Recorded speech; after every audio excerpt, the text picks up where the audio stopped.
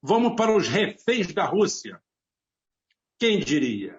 Quem diria? A Rússia, 2000, depauperada, quebrada, acabada, vilipendiada, destroçada, depois de 2 governos seguidos de Boris Yeltsin e Bolsonaro, né?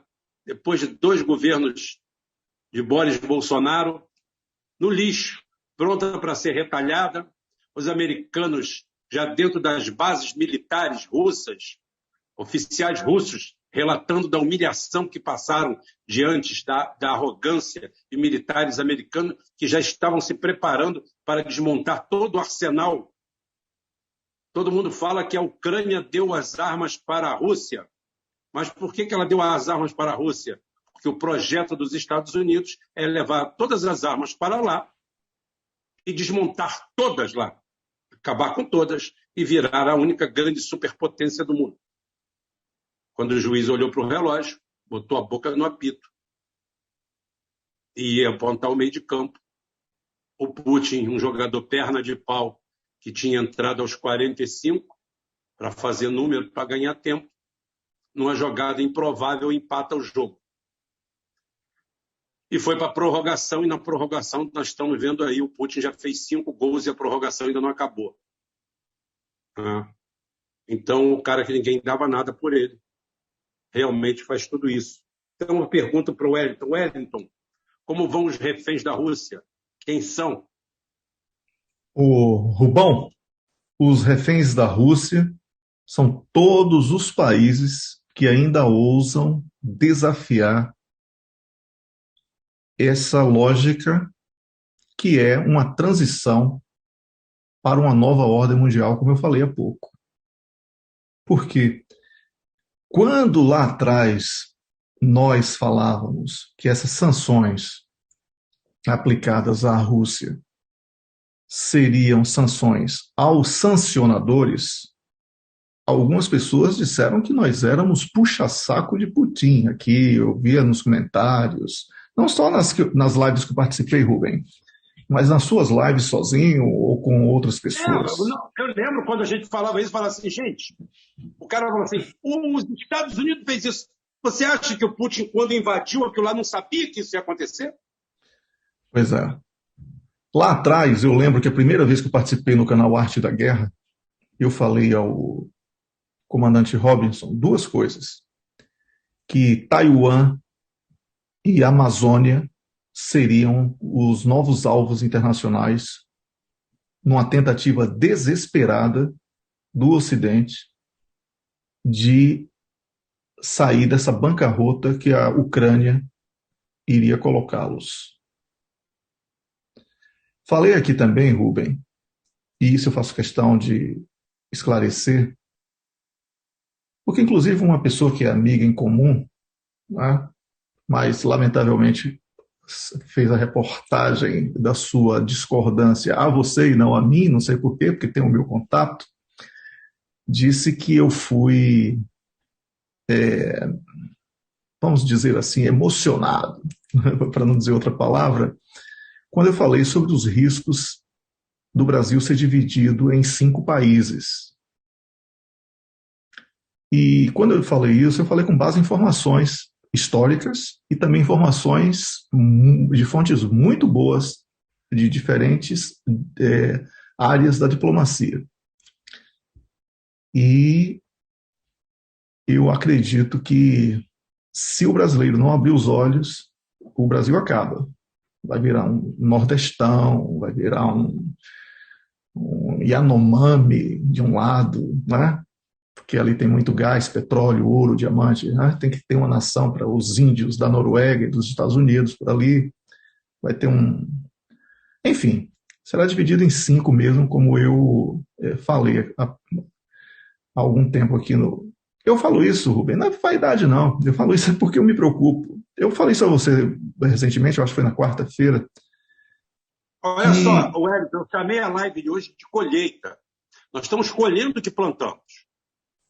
Coisa que ninguém vai fazer nos outros canais, fora do nosso circuito, porque todo mundo fechou pauta em ficar vendo a Globo News e repercutindo o que o país e outros outras mídias vendidas, OTAN, passaram como press release para todo mundo repetindo. Então está todo mundo assoviando, olhando para o teto, tá? E fingindo de bobo. Então nós estamos aqui para colher frutos mesmo. Não é vaidade, não. Como eu falo, a gente não tem dinheiro para anunciar na Globo. Então, se a gente... E os outros só servem para fazer detração em cima da gente. Os que ficaram, entre aspas, neutros, tentam atacar a gente, dizendo que a gente acerta por sorte. Mas que sorte, né? Que sorte. Você entra no meu canal, vídeo de 3 anos atrás, falando do Putin, narrando exatamente isso que ia acontecer. Olha, acabou o dólar há 3 anos atrás, acabou. Quando a gente fala acabou o dólar, não quer dizer que amanhã de manhã você vai acordar e não tem dólar. Ah, tem um objeto histórico por trás disso. Inclusive, até uma pergunta para você aqui, que o Max Lemos Machado pergunta para você, vou incluir logo agora para você matar essa pergunta. Wellington, está na hora dos poderosos saírem da ilusão do dólar e voltar à economia de verdade.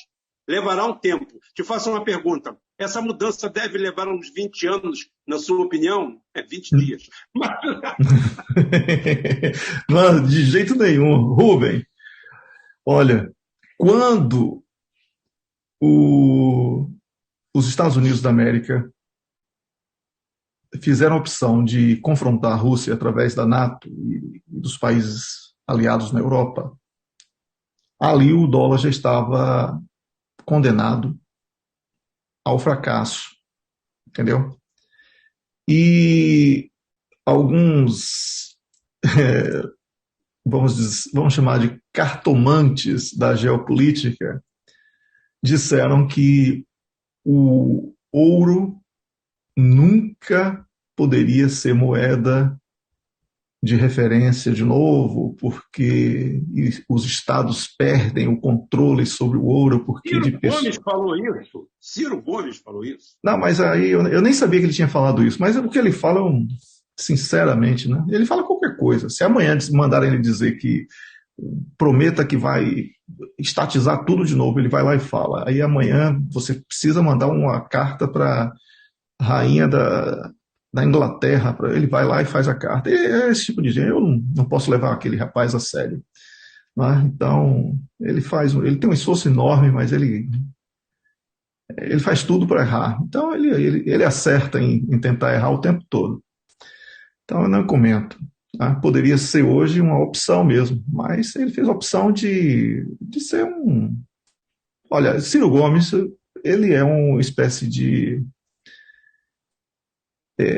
como é daquele cara? Félix Levi, se não me engano. Esqueci o nome do cara. Fidelis. Ele é um Fidelis com capa de estadista. Pronto. Ele é um piadista. Todo dia ele solta uma piada diferente. Mas ele, né, se apresenta como um estadista, etc. Mas não é. Não é. Mas vamos lá. Eu não quero falar sobre política brasileira nesse momento, porque só me irrito. E aí tem também os torcedores no chat que começam a puxar esse assunto e eu não quero levar. Então é o seguinte, o dólar, ele vai enfraquecer assim, de uma maneira vergonhosa. E esse reflexo já é sentido. Eu te mandei um link aqui, enquanto eu estava aqui de cabeça baixa, eu te mandei um link aí com a cotação de hoje das criptomoedas. Criptomoedas me lembram agora cripta, né? Cripta é aquela pedra sepulcral. Tá? Tem a ver com isso. Cara, tem que ver que furacão. Depois você dá uma olhada aí. Pois é, só queda. É todo dia uma queda. Não sei como é que consegue sobreviver a tanta queda. Né? Não, como você consegue porque tem um sistema de lavagem que segura, né? Sim, exatamente. Eu acho que faz.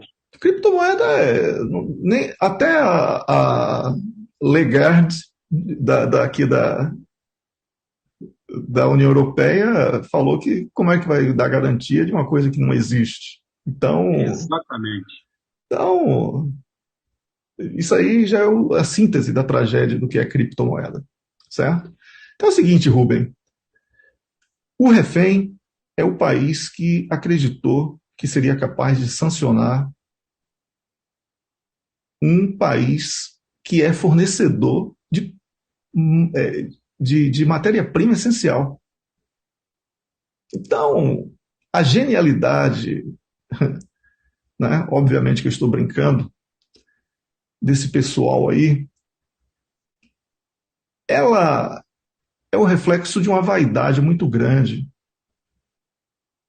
porque esses políticos que ascenderam ao poder na Europa, nos países ocidentais, eles primeiro são a prova concreta de que as democracias são frágeis, porque eles são todos subprodutos dos bancos.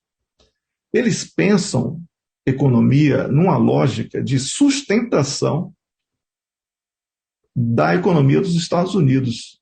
É assim que eles pensam a economia. Como sustentar a economia dos Estados Unidos.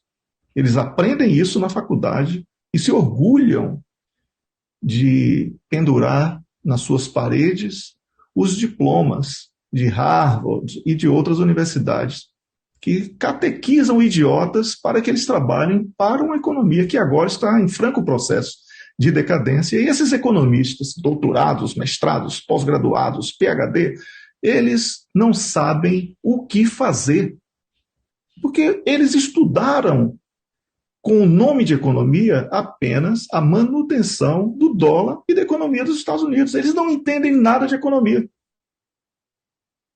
E a prova está aí, concreta. Por isso, os países da União Europeia com o euro vinculado ao dólar, olha, o euro é vinculado ao dólar, sendo uma das moedas mais desvalorizadas do planeta, é um indício de que o dólar já foi. O dólar já era. Isso não tem como reverter. E outra coisa, a inflação nos Estados Unidos é tão alta que a lógica do Fed, que é o Federal Reserve sim, é também essa mesma lógica desses pseudo-economistas de que somente aumentando os juros vai fazer a inflação cair. Eles vão criar simplesmente uma bolsa de miséria dentro dos Estados Unidos. Então, eu brincando recentemente no meu Twitter, eu falei que antes eu falava que o Brasil iria entrar num processo de congolização. Você deve recordar isso. Eu falava isso aí há uns 3 anos, já vinha falando sobre isso. O Brasil já entrou no processo de congolização com Paulo Guedes. Só que agora o Brasil vai ser o New, porque virou a moda, agora se puxa saco dos Estados Unidos, né? Vai ser o New Haiti, certo? O novo Haiti. E os Estados Unidos é que serão o Congo. Pode anotar o que estou lhe falando, Rui, e me cobre daqui a 6 meses no máximo. Pode me cobrar. Perfeito. Eu tô até vendo aqui, eu acho que eu tenho aqui guardado, meus guardados, como a gente dizia antigamente, tá? Deixa eu ver se eu acho aqui. Ver se eu acho aqui.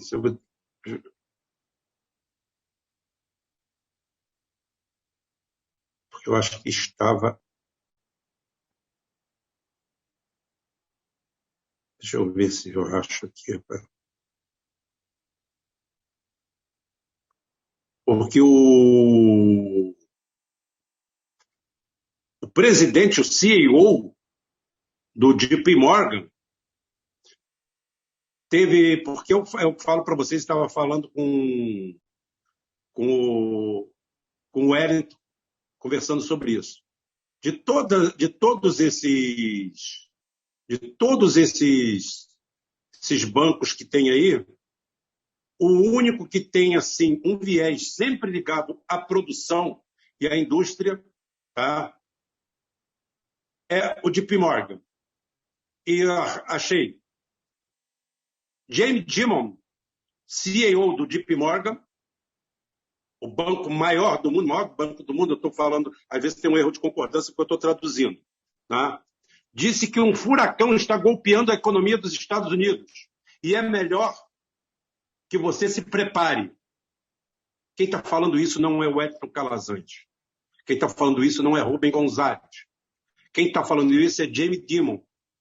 É o CEO, o homem presidente do JP Morgan, que vem a ser o maior banco do mundo.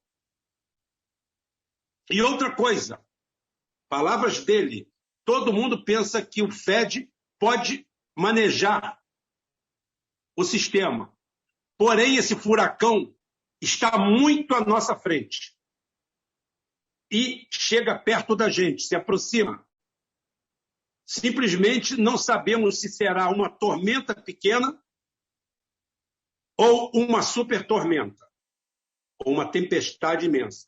Os consumidores estadunidenses, palavra do presidente do JP Morgan, não é do comunista Wellington Calazans, não é do comunista Rubem, não. Tá? Os consumidores estadunidenses têm de 6 a 9 meses antes de ficar sem dinheiro. O petróleo subirá de preço a pelo menos $175. Não fizemos nada para proteger a Europa disso, disse o Diamond. Nunca se viveu com tal problema quantitativo, palavras dele.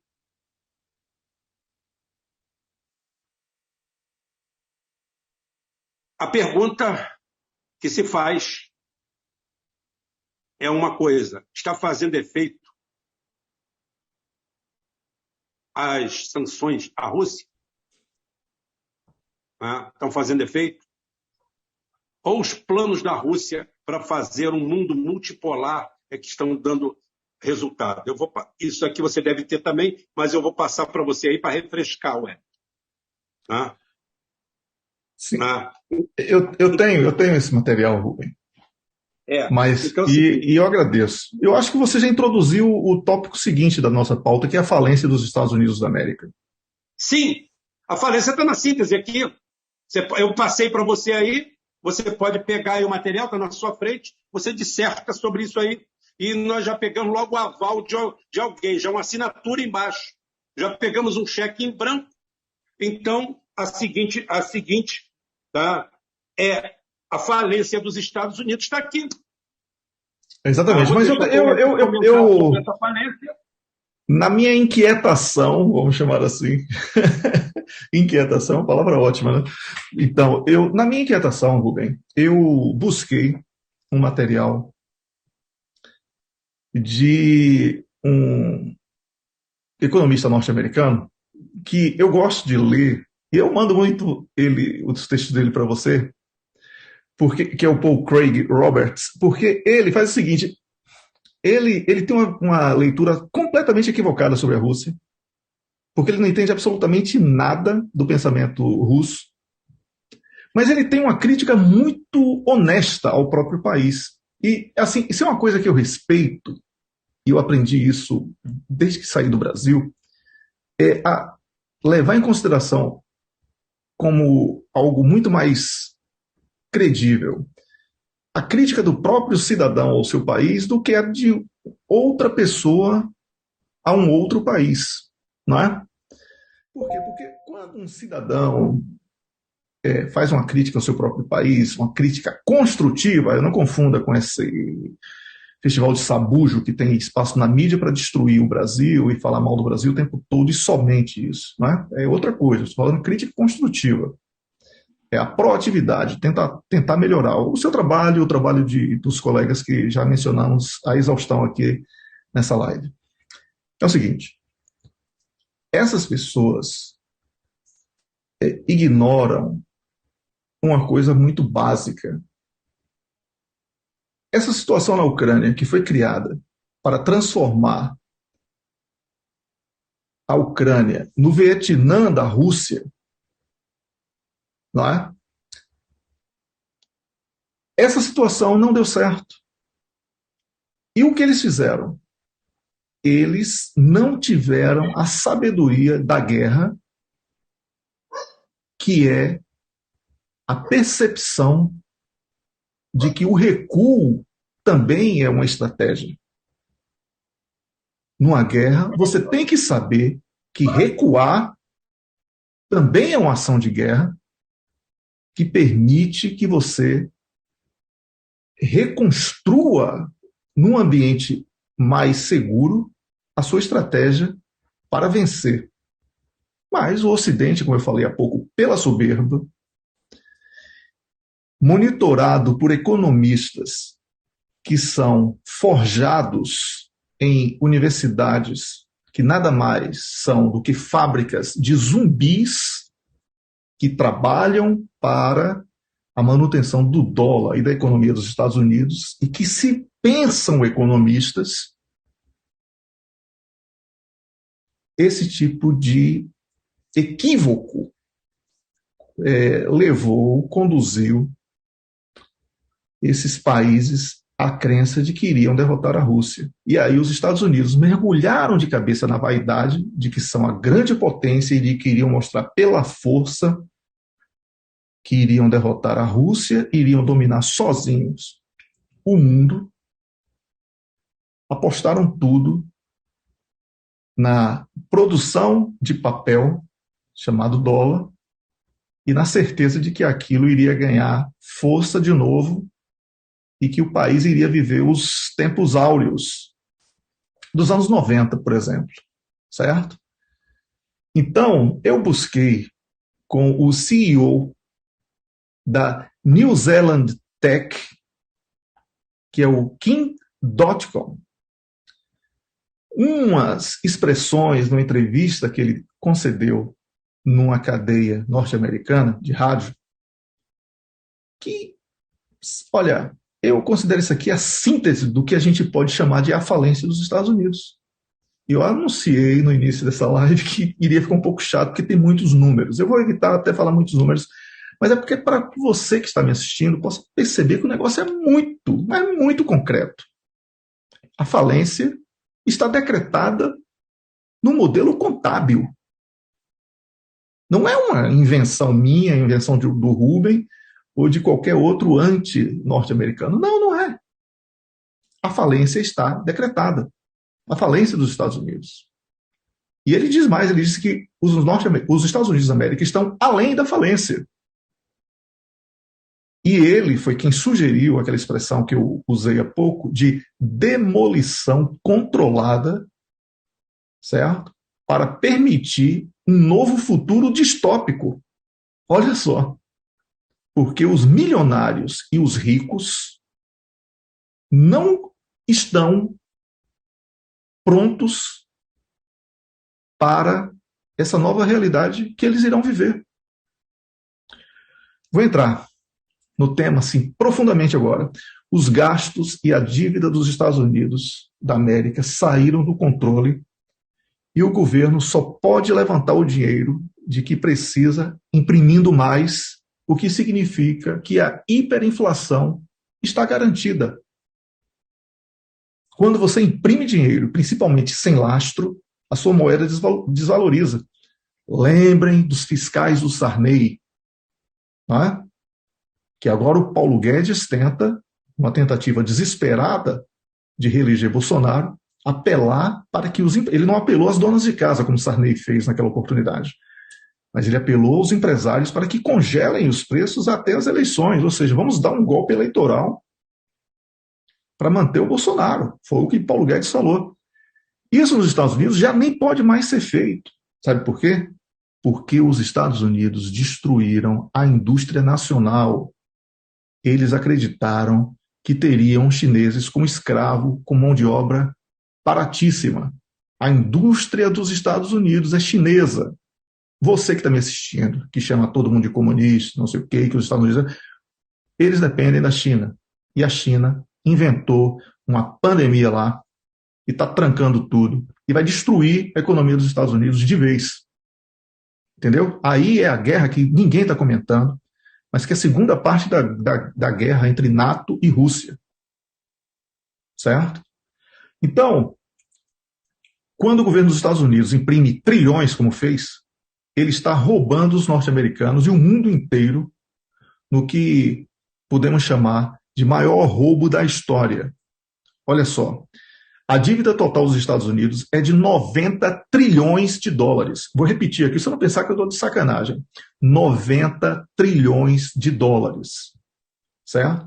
Que junto com 169 trilhões em passivos não financiados, totalizam 259 trilhões. Ou seja, US$ 778 mil por cidadão dos Estados Unidos, ou 2.067.000 por contribuinte dos Estados Unidos da América. Como é que ele vai botar isso de volta para a economia local? Não bate, não tem... 1.200% do PIB só?